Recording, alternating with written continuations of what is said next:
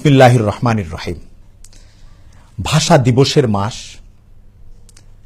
ভাষা আন্দোলনের মাস অথবা ভাষার মাস। এ মাসের শুরুতে আমরা ভাষা বিষয়ে, ভাষা সম্পর্কে আমাদের কিছু ভালো এবং মন্দ আচরণ বিষয়ে অল্প কিছু কথা পেশ করার চেষ্টা করব। আমরা অল্প কয়েকদিন যাবৎ লক্ষ্য করছি বাংলা ভাষায় কয়েকটি সংকট নতুন করে সৃষ্টি হচ্ছে বা সৃষ্টি করা হচ্ছে। বাংলা ভাষার শব্দাবলীর ক্ষেত্রে, বাংলা ভাষার ব্যবহারের ক্ষেত্রে। একটি বিষয় হচ্ছে ব্যাপকভাবে গত কয়েক বছর আমরা জনসমাজের ভেতরে দেখছি, বিশেষ করে নাগরিক শ্রেণীর মধ্যে, তরুণদের মধ্যেও, যে বাংলা ভাষায় জায়গায় জায়গায়, ব্যক্তিগত পর্যায়ে, আনুষ্ঠানিক পর্যায়ে, অনানুষ্ঠানিক পর্যায়ে, সামাজিকভাবে বাংলার সঙ্গে ইংরেজি শব্দের ব্যাপক ব্যবহার, প্রয়োজনে অপ্রয়োজনে।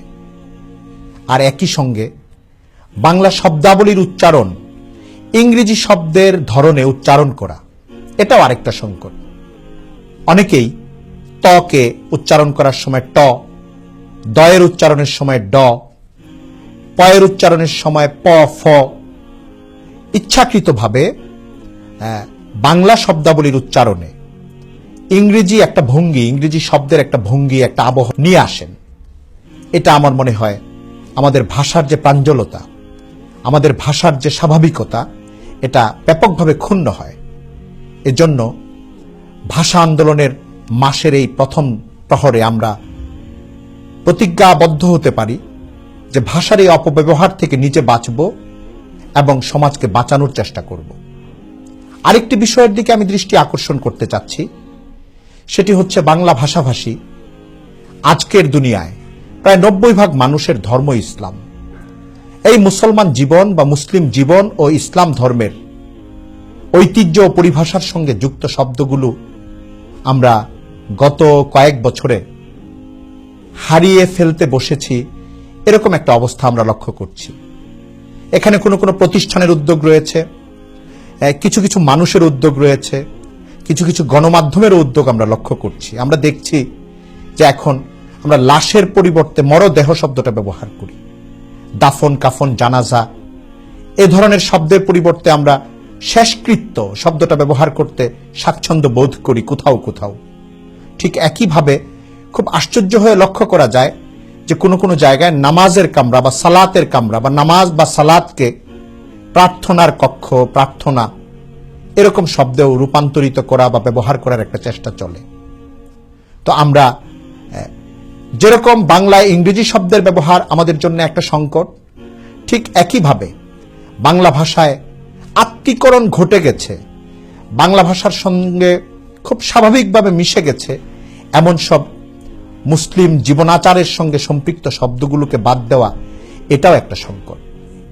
আরেকটি সংকটের কথা আমি এখানে উল্লেখ করব। ভাষার এই মাসে আমরা জীবনের শুরু থেকে আমরা এই সমাজে দেখেছি মানুষ তাদের অভিব্যক্তি ব্যক্ত করার সময়, আনন্দের সময়, বেদনার সময়, বিস্ময়ের সময় এমন কিছু শব্দ আমরা প্রকাশ করে এসেছি, এখনো আসি, যেগুলোর সঙ্গে আমাদের ধর্ম বিশ্বাসের অপূর্ব আমেজ জড়িত। যেরকম আমরা কোনো দুঃখের ঘটনা ইন্না লিল্লাহ এই শব্দটা বলি, ইন্না লিল্লাহি ওয়া ইন্না ইলাইহি রাজিউন এই আয়াতে কারিমা তেলাওয়াত করি, সুবহানাল্লাহ বলি বিস্ময়ের সময়, আনন্দের সময়। কথায় কথায়, ভাঁজে ভাঁজে, কথার ধাপে ধাপে আল্লাহ জানেন কি হবে, আল্লাহ মাফ করুন, এই ধরনের শব্দ আমরা ব্যবহার করে অভ্যস্ত। কিন্তু এখন কোনো কোনো গণমাধ্যমের প্ররোচনায় আমাদের তরুণ তরুণী এবং শহরের জীবনে অভ্যস্ত মানুষদের মাঝে দেখা যায় যে বিরক্তি প্রকাশের সময় ও শিট এসব শব্দ ব্যবহার করে, সুবহানাল্লাহর সময় মাই গড, ইন্না লিল্লাহর সময় মাই গড, ও মাই গড এই ধরনের শব্দ ব্যবহার করেন। বিদেশি ভাষা, বিদেশি শব্দ, কেউ কেউ ওয়াও বিস্ময় প্রকাশক অনুভূতি বা অভিব্যক্তি ব্যক্ত করেন এভাবে। তো আমি মনে করি এগুলো বাংলা ভাষার যে অর্জন, ভাষার জন্য যে দেশে আন্দোলন হয়েছে, সেই দেশটিতে আমরা আরো পরিমার্জন, আরো শুদ্ধি, আরো যত্ন, পরিচর্যা আমরা রক্ষা করতে পারি। আমাদের শব্দাবলীর দিক থেকে, আমাদের ভাষার দিক থেকে, আমাদের বিশ্বাস ও অনুভূতির দিক থেকে। ভাষা আন্দোলনের এই মাসে আমি সকল শ্রেণীর মানুষকে অনুরোধ করব, আহ্বান করব, আসুন আমাদের ভাষায় যেসব আরোপিত মিশ্রণ বা আধিপত্য নতুন করে ঢুকানো হচ্ছে শব্দের, সেগুলো থেকে আমাদের ভাষাকে মুক্ত রাখি এবং যেসব শব্দ ঐতিহ্যগতভাবে শত শত বছর আগে থেকে আমাদের ভাষার সঙ্গে মিশে আছে, ভাষার প্রাণের সঙ্গে মিশে আছে, মানুষের জীবন এবং অনুভূতির সঙ্গে মিশে আছে, সেসব শব্দের সযত্ন পরিচর্যা করি। ভাষাকে আমরা আল্লাহ তাআলার নেয়ামত মনে করে আমাদের আচরণে, অভিব্যক্তিতে এবং ভাষার ব্যবহারে সেই সৌন্দর্যের পরিচয় দেই। আল্লাহ তাআলা আমাদেরকে তৌফিক দান করুন। ওয়া আখিরু দাওয়ানা আলহামদুলিল্লাহি রাব্বিল আলামিন। إليك أنت صباحي مصفد بمسايا فاسكب ضياءك إني ظمآن ضل صدايا